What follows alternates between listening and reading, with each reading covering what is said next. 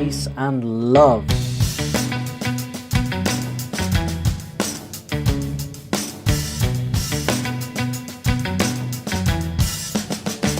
Let's get into it. First up tonight on this special stream, covers only stream, let's get under the covers. We've got Tommy Johansson, the amazing Tommy Johansson, covering Child in Time, Deep Purple. Now, I've heard Eric Granval cover this, did an amazing job. Deep Purple are a fantastic band, and I feel that Tommy is going to bring a different feeling to this entirely. Hello, Joe. Welcome to the chat. All right, let's get into it.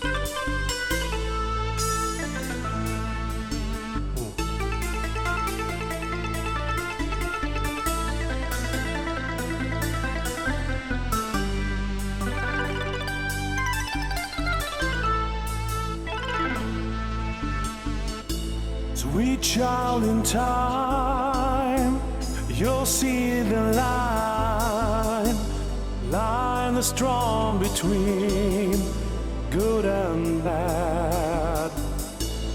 See the blind man shooting at the world, bullets flying, oh, taking toll. If you've been bad, oh Lord, I bet you have, and you've not been hit, oh, by flying lead.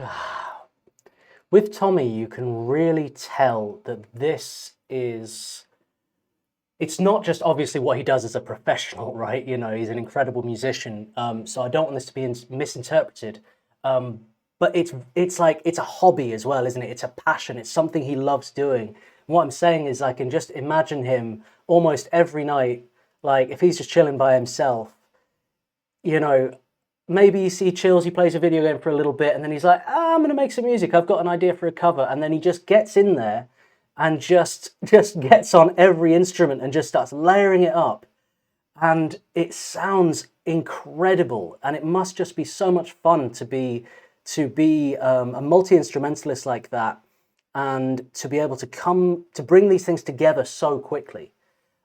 I feel that he's doing this a lot off camera as much as he's doing it on camera, is what I'm saying. And I'm saying I feel he does it for the love of it first and foremost. And that really comes through in these videos, in the humor of them, in the way he does them. It's just, it has this huge element of fun that I really, really love. You better close your eyes. Oh, bow your head. Wait for the ricochet.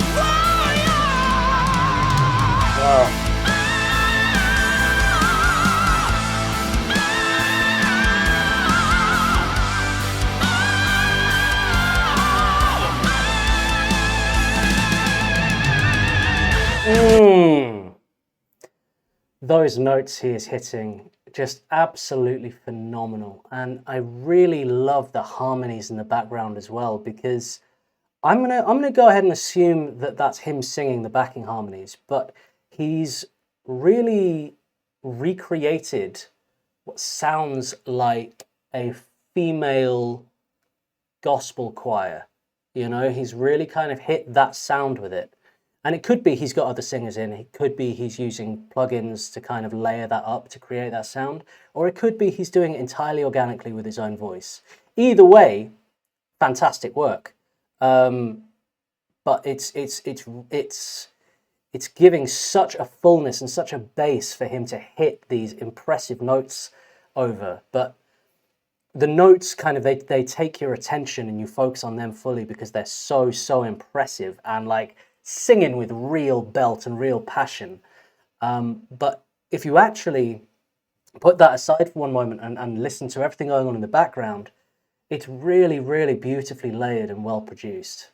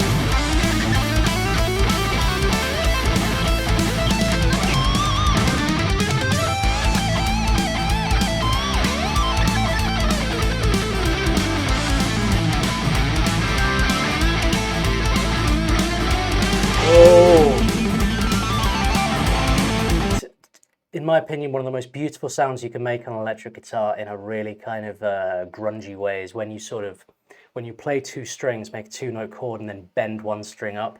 I've forgotten what the official like term for that is. It's a bend, but it's more than that because you're making a chord out of it, and then you sort of meet the note that you bend up to match the note that you're hitting, and they kind of like clash in a really nice way with distortion.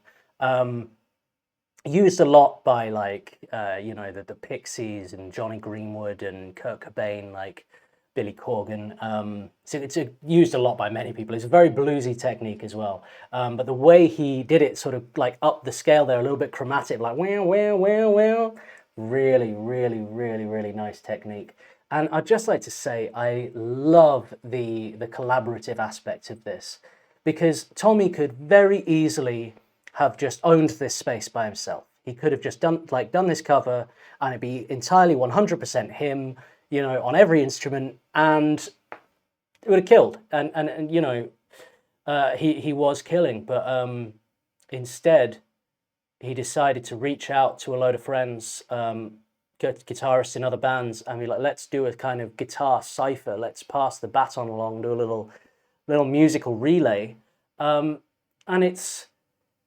Collaboration, I think, is just it's the most important thing in music, because you're sharing your platform to bring other people on and to put them on and support them, boost them, but you're also you're putting good intention out there. You're sharing something positive that people can jump on and be a part of, and that all comes around and cycles, and it's like it's spreading positivity around music, and I think that's what music's for. It's about bringing people together. So as fun as it is to create music in isolation, it's really, really wonderful to work with others in collaboration, because it's extra work to get more people on. Trust me, because I'm a co-founder of the Afghanistan Free Harmonic Orchestra, and we'll sometimes work with a ton of musicians.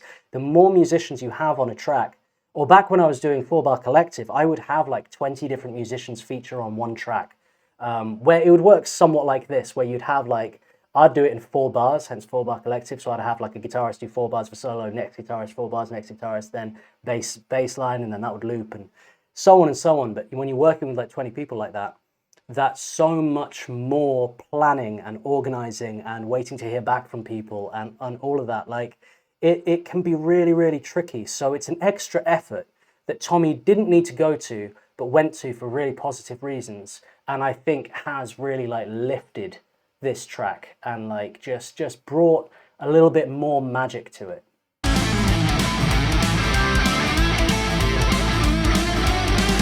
Yes.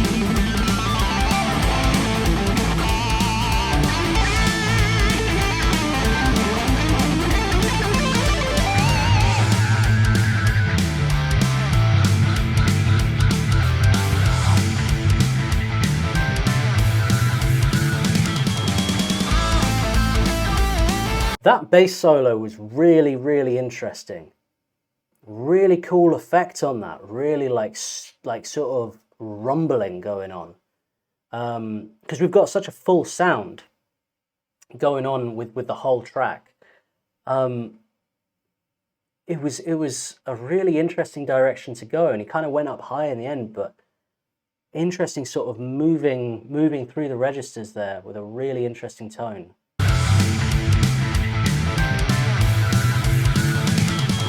Yeah.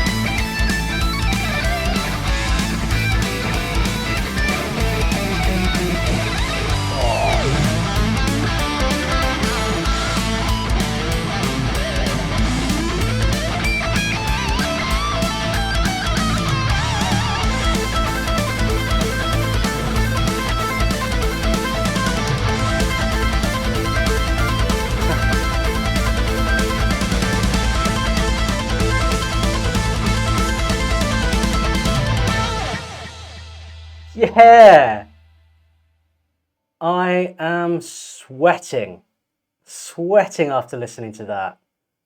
Man, and it wasn't like 2 or 3 guitarists, he brought everybody on. Brilliant. Oh, great shot. And it's so cool to see all these different ideas, because every guitarist has a different perspective on how they play. So they get that instrumental and they all have different ideas. And I wonder how they kind of like laid that out. Did they hear did they do it like get Tommy on first, and then it's like, right, you hear this, now you play something, then they pass that on to the next guitarist. So they're all hearing what the last guitarist did, and maybe subsequently every guitarist before that, and just like kind of keep snaking it along. To influence what they're playing, but each of them had really different ideas and really different styles. Some of them tapping, some of them doing more kind of bluesy, some more jazzy, some more metal. Like really across the board, but in a way that was very, very cohesive. You know, the guitar tones were complementary to each other, nothing like stuck out, it all came together. Incredibly, yeah, Tommy Johansson, guys. Every video I see of his, I love him even more. I think he's absolutely phenomenal. That was Child in Time, Deep Purple cover by Tommy Johansson.